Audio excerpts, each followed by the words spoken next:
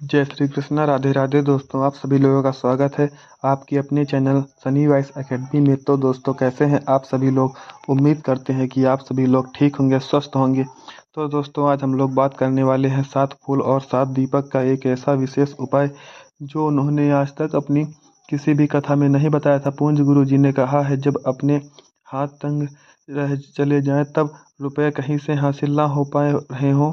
दोस्तों, जीवन में चारों तरफ से सिर्फ और सिर्फ परेशानियां आ गई हों, उनके बाहर न कोई रास्ता दिखाई पड़ रहा हो, व्यापार, फैक्ट्री, नौकरी, दुकान या कुछ भी न चल रहा हो, चारों तरफ से नुकसान ही नुकसान हो रहा हो और आपको यह एक उपाय सिर्फ एक दिन कर लेना है। और गुरु जी ने कहा है कि आप कुछ ही दिनों में देखेंगे कि आपके जीवन में कितना बड़ा चमत्कार हुआ है। धन हासिल के नए नए मार्ग बन जाते हैं, जीवन में सब बाधाएं समाप्त हो जाती हैं और आपको सुख समृद्धि हासिल होती है। तो चलिए, इस साल की एकादशी, रंग भरी एकादशी के कुछ एक विशेष उपाय इस दिन अगर आप यह उपाय कर लेते हैं तो इसी के साथ साथ पूज्य गुरु जी ने कहा है, अगर आप शिवलिंग के सामने और माता लक्ष्मी जी के सामने शहद की एक एक बूंद से उपाय कर लेते हैं तो जीवन का सारे संकट समाप्त हो जाएंगे।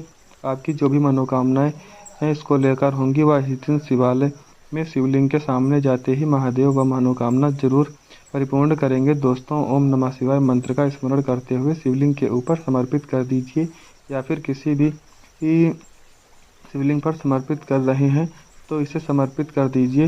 एवं माता लक्ष्मी को स्मरण करते हुए, माता लक्ष्मी का ध्यान करते हुए आप उनके जीवन में धन धान्य की समस्याएं उसको दूर करने की प्रार्थना करते हुए यह फूल थोड़ी देर समर्पित रहने दीजिए। और उसके बाद आखिर में आपको एक फूल उठा लेना है, माता लक्ष्मी जी से प्रार्थना कर लेनी है, आप मेरे घर में विराजमान हो, मेरे जीवन में जो दुर्भाग्य हैं वो चले जाएं, उनको समाप्त करिए। और फिर यह एक फूल लेकर आपको अपने घर आ जाना है। देखिए, 6 फूल आपको उसी स्थान पर रखे रह देना है। और दोस्तों, आप शिवलिंग पर समर्पित कर रहे हैं, वह 6 फूल शिवलिंग के ऊपर समर्पित कर दीजिएगा और एक फूल ले आइएगा। तो दोस्तों, वह फूल लेने के बाद अगर आप पीपल पर समर्पित कर रहे हैं तो 6 फूल वहीं पर समर्पित रहने दीजिएगा और एक फूल ले आइएगा। और दोस्तों, अगर बेलपत्र या फिर आंवले के वृक्ष पर समर्पित कर रहे हैं तो भी आपको यही करना है, वहीं पर छोड़ आइएगा और एक फूल आपको लेकर चले आना है, किसी भी चालीसा में रख लेना है। अगर आपके घर में हनुमान चालीसा या फिर शिव चालीसा या फिर दुर्गा चालीसा या फिर आरती कोई पुस्तक या फिर रामचरितमानस का या फिर भगवत गीता कुछ भी है तो उसके अंदर आपको यह एक फूल रख लेना है और माता रानी का स्मरण कर लेना है। पूज्य गुरु जी ने कहा है, सिर्फ आप स्वयं देखेंगे कि आपके जीवन में जितना भी धन आने की कामना की थी माता लक्ष्मी आपने, उनसे ज़्यादा आपको धन हासिल होगा। आपका दुर्भाग्य जीवन के सारे संकट समाप्त हो जाएंगे और धन दौलत संपदा की कभी भी आपको कमी नहीं होगी। दोस्तों, यह विशेष उपाय आप इस पाप मोचनी एकादशी के दिन जरूर करिएगा, क्योंकि यह एक एकादशी पूरे साल में सिर्फ एक बार ही आती है। आप इस उपाय को जरूर करिएगा। चलिए, अब जानते हैं गुरु जी द्वारा बताए गए अगले खास उपाय के बारे में। तो दोस्त, अगले खास उपाय को जानने से पहले आप हमारे चैनल को अभी तक सब्सक्राइब नहीं किए हैं, वीडियो को लाइक नहीं किए हैं तो दोस्तों आप कर लीजिए। आपके एक लाइक से हमें काफ़ी ज़्यादा सपोर्ट मिलता है। तो दोस्तों, चलते हैं अब अगले उपाय की तरफ।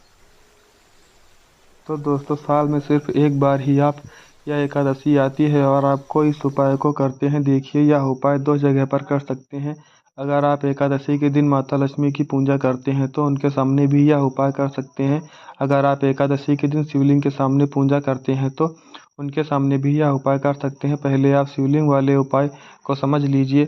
इसके लिए आपको एक बेलपत्र लेना है। अगर आपके पास एक बेलपत्र ले लीजिए और नहीं है तो शिवलिंग के ऊपर चढ़ी हुई बेलपत्र को उठाकर जल से शुद्ध करके फिर उसका इस्तेमाल भी आप कर सकते हैं। बस आपको यह ध्यान में रखना होगा कि यह जो बेलपत्र आपने ली है वह कहीं से भी कटी फटी खंडित नहीं होनी चाहिए। दोस्तों, बेलपत्र एकदम साफ और सुथरा होनी चाहिए। आपको उस बेलपत्र के ऊपर एक बूंद शहद लगा देना है, उसकी पत्ती में लगा लेना चाहिए। दोस्तों, चाहे बीच वाली डंडी में भी लगा लीजिए, जिस डंडी की तीनों पत्तियां आप आपस में जुड़ी हुई होती हैं, चाहे उस डंडी में लगा लीजिएगा या फिर ऊपर वाली कहीं भी पत्ती में आपको एक बूंद शहद लगा लेना है। बेलपत्र आपको शिवलिंग के ऊपर समर्पित कर देना है और महादेव जी से अपनी धन की समस्या दूर करने के लिए प्रार्थना कर लेनी है। और अगर आप माता लक्ष्मी जी के सामने पूजा कर रहे हैं तो आपको एक पान का पत्ता लेना है और इसके ऊपर एक बूंद शहद लगा देना है या फिर माता रानी का भोग रूप स्वरूप कर देना है। माता रानी से यानी माता लक्ष्मी जी से धन धान्य की समस्या को समाप्त करने के लिए प्रार्थना कर लेनी है। पूज्य गुरु जी ने कहा है इस एकादशी में आप यह उपाय करिएगा और अगले साल तक कुबेर भंडारी आपके धन के भंडार स्वयं भर देंगे, आपकी खाली अलमारी भर देंगे, जीवन में धन समस्याएं हमेशा के लिए समाप्त हो जाएंगी। तो दोस्तों यह था एक शहद से जुड़ा छोटा सा उपाय। दोस्तों इन दोनों जगहों पर आप चाहें तो दोनों जगहों पर शहद वाला उपाय या फिर किसी एक स्थान पर भी यह वाला उपाय कर सकते हैं। सुबह भी कर सकते हैं और शाम को प्रदोष काल में भी आप यह उपाय कर सकते हैं। एक बात ध्यान रखना कि जिस दिन बताया जाए उसी दिन यह उपाय करें, जिससे उपाय का लाभ जल्दी से जल्दी आपको मिले। दोस्तों अब अगला उपाय जो होने वाला है वह नींबू का उपाय होने वाला है। नींबू वाला उपाय आज से ही नहीं बल्कि हजारों सालों से इस्तेमाल किया जा रहा है। तो दोस्तों जो नींबू वाला उपाय होने वाला है वह उपाय जानने के लिए दोस्तों सबसे पहले आपको हमारे चैनल को सब्सक्राइब कर लेना होगा, जिससे कि वह उपाय आपके पास पहुंच जाए। आज के वीडियो में इतना ही दोस्तों, मिलते हैं कल एक नए वीडियो के साथ में। तब